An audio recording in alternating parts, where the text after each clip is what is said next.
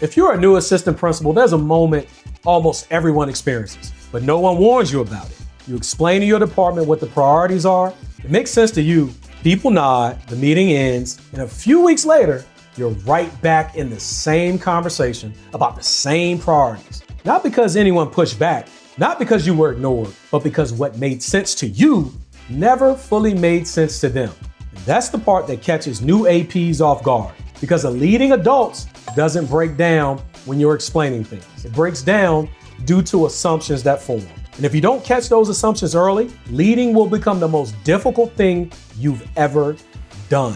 What is up, good people? Dr. T here, your school improvement and leadership coach. Today we're getting into leading adults without assuming the work makes sense and why it's critical for a new assistant principal, especially if you want to lead with impact. Now let's get into it. If you're a new AP, there's an assumption most of us walk in with and we don't even realize it. If things make sense to us and we explain it clearly, then it should make sense to everyone else. Logical, right? That assumption feels reasonable.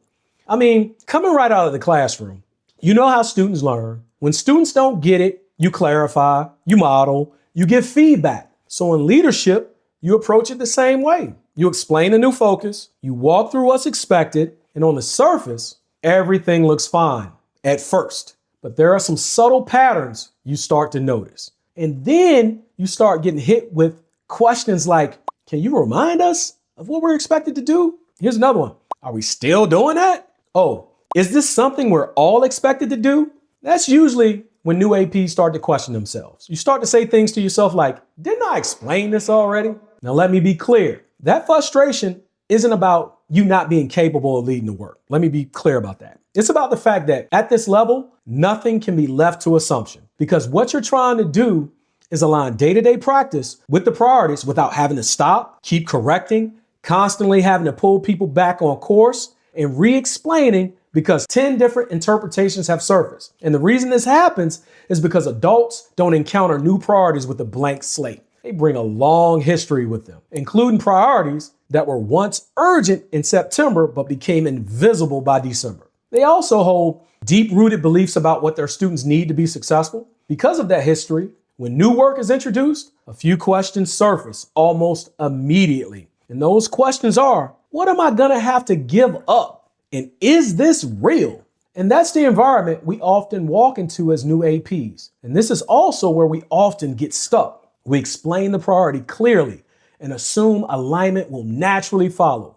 But unfortunately, the interpretation of that can take on new meaning. So for example, student discourse can be interpreted as a quick turn and talk instead of students thinking out loud and having discussion to show deep understanding. Or instructional rigor becomes a test of academic endurance versus deep thinking in the application. All because past experience set the tone for interpretation. And with that, alignment will break down when we assume everyone interprets the work the same way. But here's the shift that changes everything.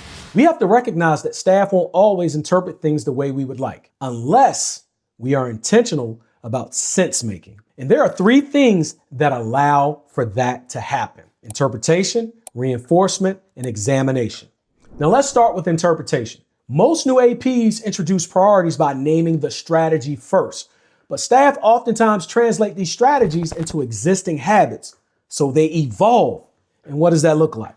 Let's say the issue is low student engagement. It's typical to introduce the priority by saying something like, we're going to be focusing on student discourse, but you want to start with the problem and say something like, we're seeing very few students engaging in discussion, and we know this is tied to gaps in mastery. And a focus on student discourse would change the student experience in this regard. And then ask, what would this look like in your classroom?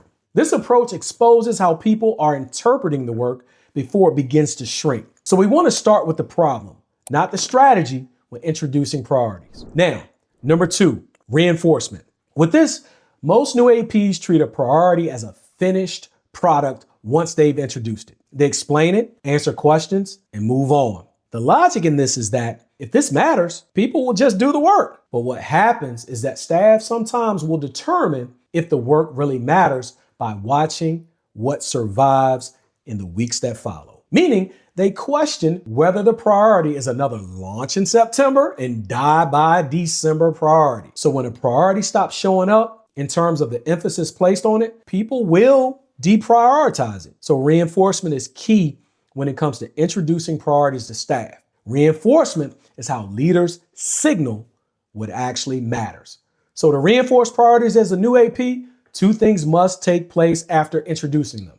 They must be referenced during feedback conversations and always connect those priorities to conversations and decisions that follow. When this level of reinforcement is present, priorities stop fading. Staff commit because you've proved that the work isn't temporary. Now, the last move is examination. With this, as a new AP, it's natural to feel like things are in a good place once we sense some alignment. The priority is clear, people nod, there's buy-in. And we automatically assume that if teachers agree with the work, then practice should change by default. But what happens is that staff can fully agree with the new priorities while their practice stays the same. And when we're not looking closely at instruction, it's easy for the work to stay conceptual rather than translate. Trust me when I say this can easily happen when no one is closely examining how the work is actually showing up. So examination becomes the lever, not for judgment, not an I got you.